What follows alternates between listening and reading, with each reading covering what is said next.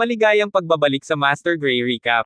Nagsisimula ang pelikula noong 1984 nang lumipad ang Flight JL-50 mula sa Kolkata. Gayunpaman sa kalagitnaan ng paglipad, nagsisimula silang makaranas ng matinding kaguluhan at masamang panahon. Biglang naputol ang mga komunikasyon at ang eroplano ay nawala ng walang bakas. Mula sa araw na iyon, wala ni isang palatandaan na natagpuan tungkol sa pagkawala. Ang pelikula ay napunta sa makalipas na 35 na taon. Sa taong 2019, ipinakita sa atin ang isang malayong nayon sa West Bengal na pinangalanang Lova, kung saan naglalaro ng football ang isang grupo ng mga bata. Biglang isang malaking eroplano ang lumipad sa ibabaw nila, na napakabihirang sa isang maburol na lugar tulad doon ang grupo ay agad na sumugod sa direksyon ng eroplano at nalaman na ito ay bumagsak sa mga kalapit na burol. Lumipat ang eksena sa lungsod ng Kolkata kung saan nanunood ng ulat ng balita sa TV ang bida na si Shantanu. Binanggit sa ulat na nawawala ang isang komersyal na eroplano na Flight AO-26 na may ilang high-profile na tao na sakay. Pinaghihinalaang na hijack ang eroplano pagkaraan ng ilang sandali ay nagtungo si Shantanu sa kanyang pinagtatrabahuan ang Central Bureau of Investigation. Lumalabas na siya ay isang mataas na opisyal doon pagkatapos ay pumunta siya sa crash site kasama ang kanyang kasamahan na si Ranga at sinimulan ang kanyang investigasyon. Sa una ay lumapit siya sa isang sundalong tagapagligtas at nagtanong tungkol sa kanilang investigasyon. Ibinunyag ng sundalo na lahat maliban sa 2 tao ay namatay sa pag-crash at ang mga nakaligtas ay tumatanggap ng medikal na atensyon. Ang isa sa mga nakaligtas ay ang piloto at ang isa ay isang pasahero. Ang kakaiba ay ang aking mga pasahero ay natagpuan ang mga bangkay sa loob na nagpapahiwatig na ang eroplano ay na-hijack bago ito bumagsak. Pagkatapos ng pag-uusap kung ang tatlo ay naghanda sakay ng isang helicopter upang bisitahin ang lugar ng pinagbagsakan. Ngunit sa sandaling iyon ay naalala ng sundalo ang isang napakahalagang bagay. Sinabi niya sa mga opisyal ng CBI na ang bumagsak na eroplano ay hindi ang hinahanap nila. Sa simpleng salita, hindi Flight EO-26. Ito ay sa katunayan na Flight JL-50 ang nawala 35 taon na ang nakakaraan. Ang pelikula ay nag-flash sa nakaraan hanggang sa taong 1984. At ipinakilala tayo sa isang naghahangad na piloto mula sa Kolkata, na nasa kanya ang lahat ng bagay na maaaring hilingin ng isang tao para sa isang mataas na sweldong trabaho, isang mapagmahal na pamilya at isang magandang kinabukasan. Gayunpaman sa ilang kadahilanan ay naiinis siya nitong mga nakaraang buwan. Sinabihan siya ng kanyang ina na lumiwanag at kalimutan ang nakaraan ngunit si B na binaliwala lang siya at umalis pabalik sa kasalukuyang B, na lumalaban para sa kanyang buhay sa ospital. Siya ay walang iba kundi ang piloto ng bumagsak na Flight JL-50 na nawala noong 1984. Samantala, si Shantanu at Ganga ay naglakbay sa isa pang liblib na nayon at binisita ang isang paaralan doon. Ipinatawag nila ang propesor sa pisikal na si Dr. Subratodas at sinimulang tanungin siya. Inihayag ni Shantanu na ang bumagsak na eroplano na JL-50 ay umalis para sa destinasyon nito noong 1984 at nawala ng walang bakas. Sinabi rin niya sa matanda na ang isa sa mga upuan sa flight ay bakante at ang tiket ay walang iba kundi si Das mismo. Para sa isang maikling sandali si Das ay kitang-kitang natigilan dahil ito ay ilang huling hantungan ngunit sinabi niya na hindi niya naaalala ang tungkol sa nakaraan dahil siya ay tumanda na ngayon. Si Dr. Das pagkatapos ay umuwi at nagsimulang maghanap ng isang bagay makalipas ang ilang sandali ay kinokolekta niya ang isang bangkos ng mga dokumento, ang ilang mga larawan at sinusunog ang mga ito ng sama-sama. Ipinahihiwatig nito na may alam siya tungkol sa pag-crash ng eroplano. Ang isang ulat ng balita ay nagpapakita na ang isang teroristang organisasyon na pinangalanang ABA ay nag-claim ng responsibilidad para sa Flight EO-26 na nang-hijack at hinihiling na palayain ang kanilang pinuno na si Pardo Mazumdar. Kapalit ng kaligtasan ng pasahero ay nakatakdang piyesahan si Pardo sa loob ng ilang araw. Iniulat din na susuko ang mga opisyal sa kanilang mga kahilingan. Pagkalipas ng ilang araw, isang piloto ang nagkamalay at si Santano ay nagtungo sa kanya upang tanungin muna siya. At higit sa lahat tinanong niya ito kung paano bumagsak ang eroplano. At nagsimulang magsalaysay ng lahat sa kanya. Ibinunyag na tulad ng ibang araw ang paglipad sa 3 PM para sa una 10 minuto ay maayos. Ang lahat ngunit biglang may sumakay na pasahero sa cabin at sinaksak ang co-pilot hanggang sa mamatay. Pagkatapos ay binigyan niya si B ng ilang mga coordinate at binyantaan siya na baguhin ang ruta ng eroplano ngunit bago siya makasunod, sumama ang panahon. Bigla na lang itong nagdulot ng matinding sesyon ng turbulence sa eroplano at hindi nagtagal ay bumagsak ito. Matapos ang kwento ay tinanong ng Centennial kung ano ang lokasyon at petsa ng paglipad. At ang Kolkata 1984 na gaya ng inaasahan hindi naniniwala si Shantanu sa kanyang mga salita at tinawag siyang sinungaling.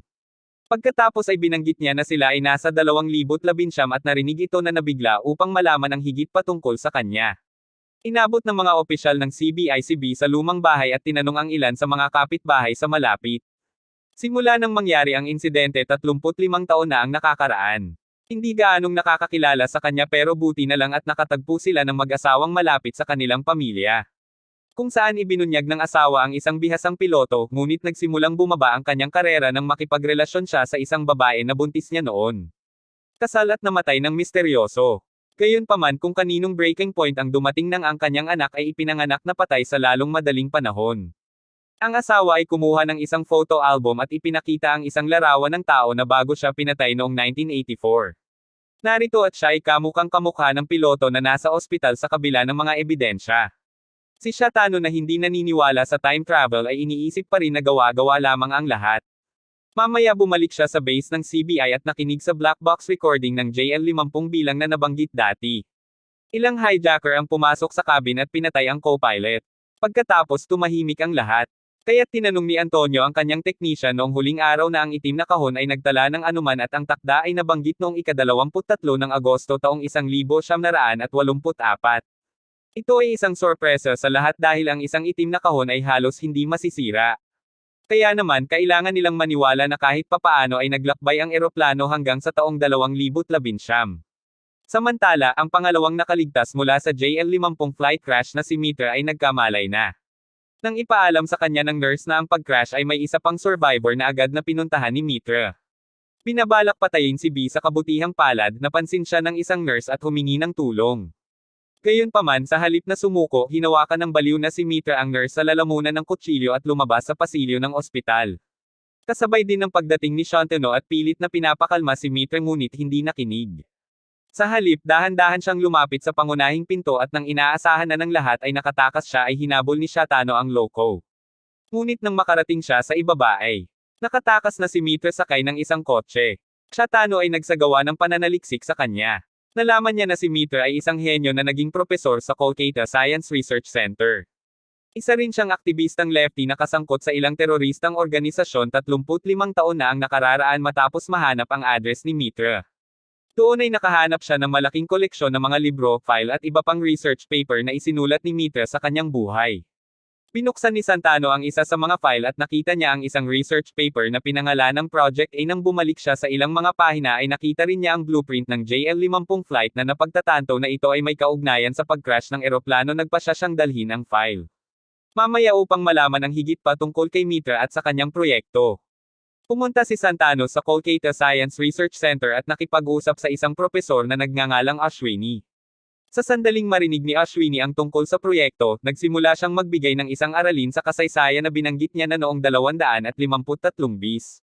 Ang emperador ng India ay nagtipon ng mga iskolar, siyentipiko at pilosopo mula sa buong bansa na gumawa ng siyam na iba't ibang mga libro na nagturo tungkol sa ilang mga supernatural na sining tulad ng invisibility, ang kakayahang lumipad at paglalakbay sa oras. Ang mga aklat na ito ay ibinaon sa lupa, sa takot na baka gamitin ito ng mga kaaway para sa kanilang personal na paggamit. Makalipas ang ilang libong taon, natagpuan ang ilang pahina ng libro sa paglalakbay sa oras. At pinagsama-sama ang isang pangkat na mga mananaliksik upang patunayan ang teorya na ang nangungunang sikretong programa sa pananaliksik na ito ay may katotohanan na proyekto.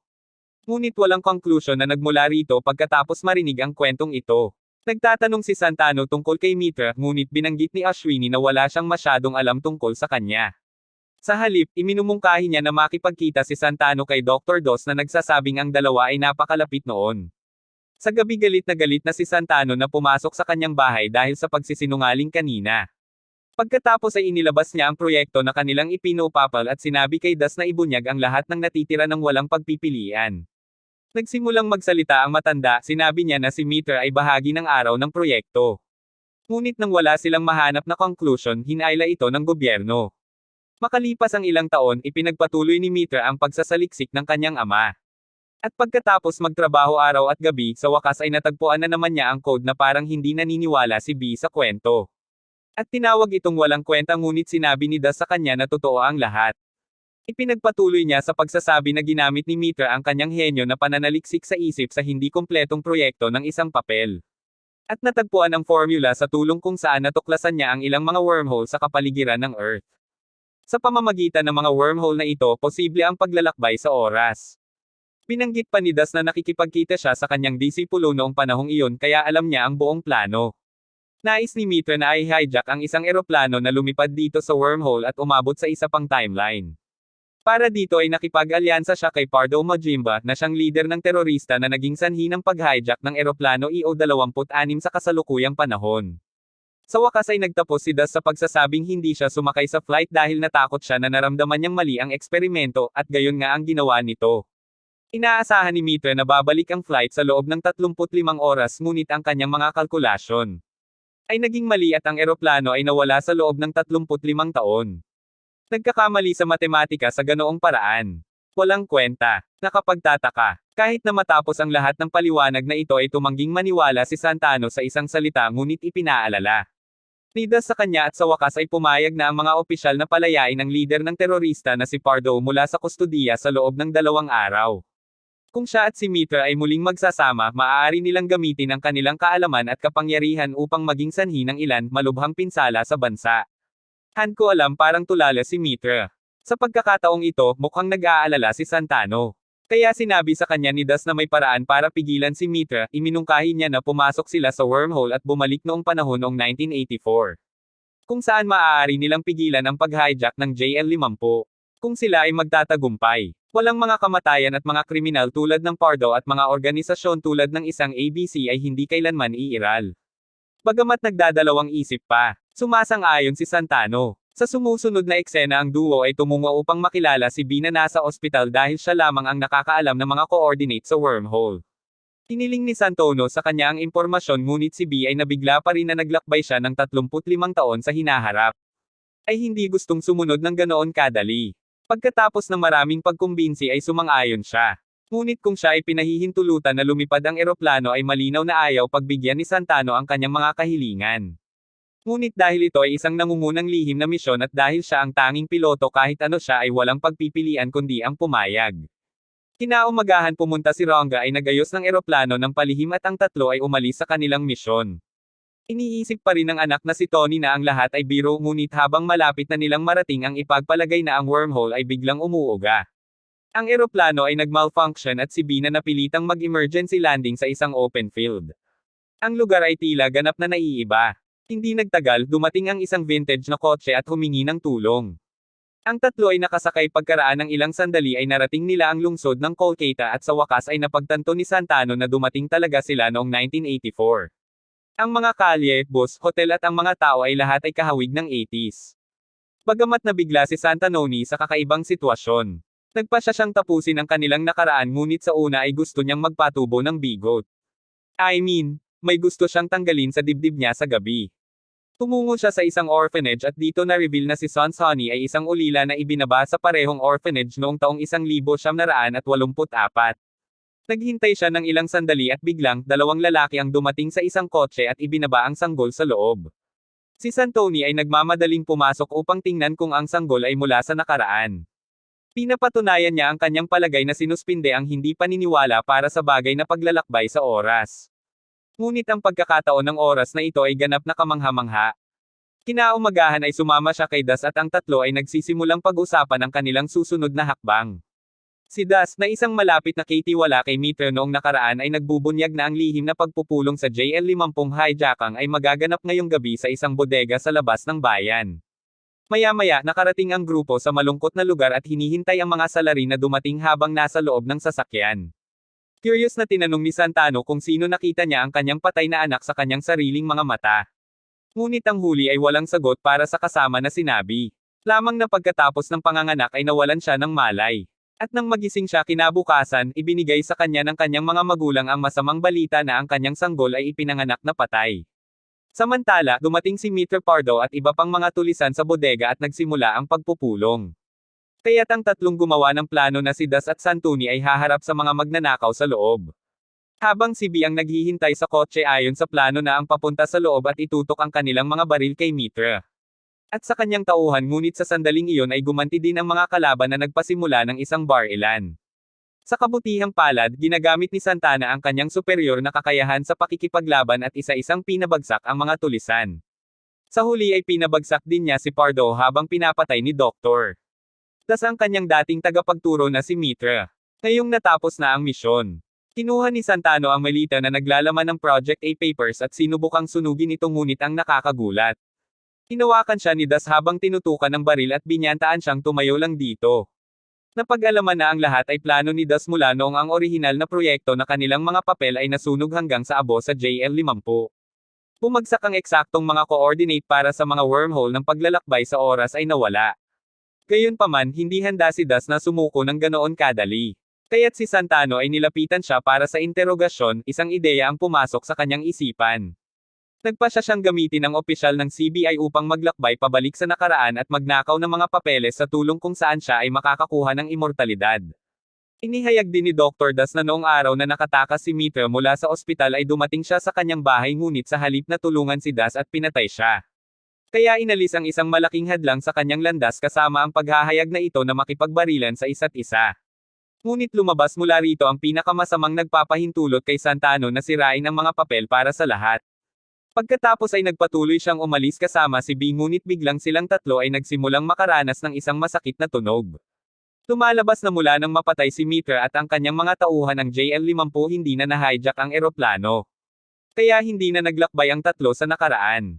Ngayon ang timeline ay tinatanggihan ang mga hindi gustong anomalya at sa makatuwid ang 3 taong gulang ay nag-teleport pabalik sa kasalukuyan.